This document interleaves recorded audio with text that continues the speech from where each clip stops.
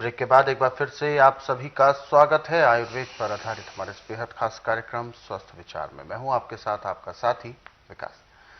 दर्शकों, कभी कभी हम अपने ही खुद के समस्याओं से ग्रसित हो जाते हैं।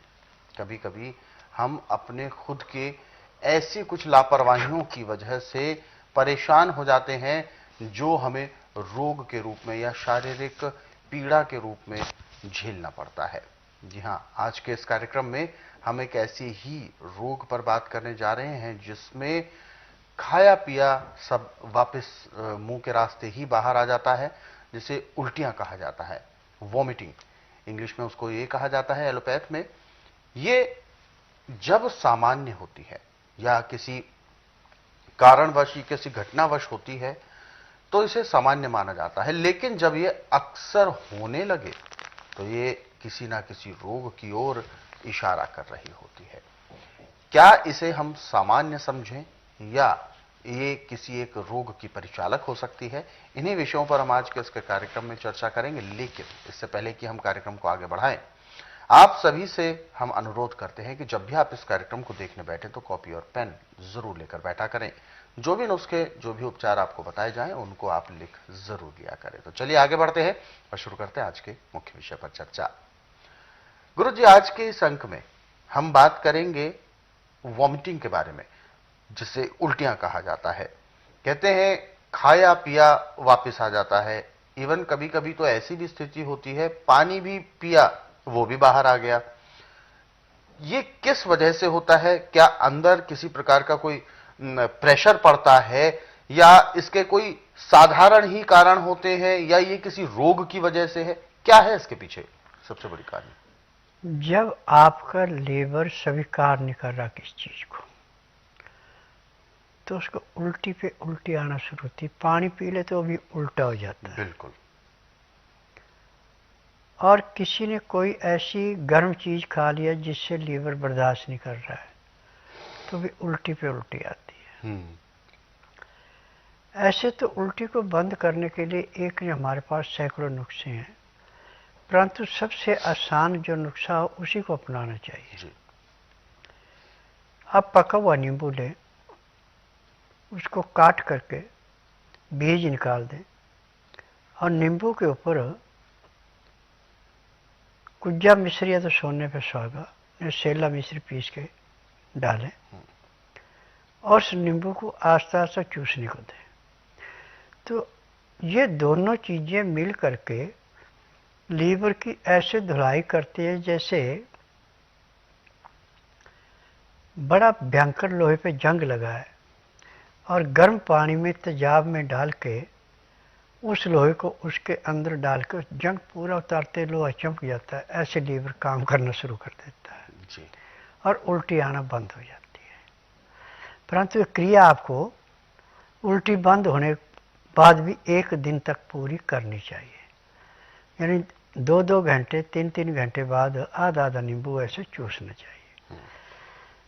जब भी खून के अंदर इन्फेक्शन होगा तो भी उल्टियां लग जाती हैं। अच्छा।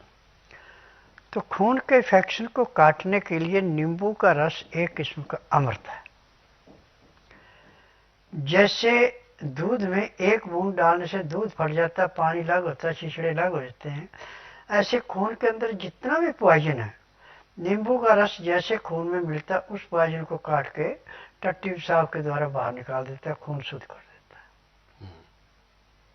ये सबसे बड़ा कारण होता है जी।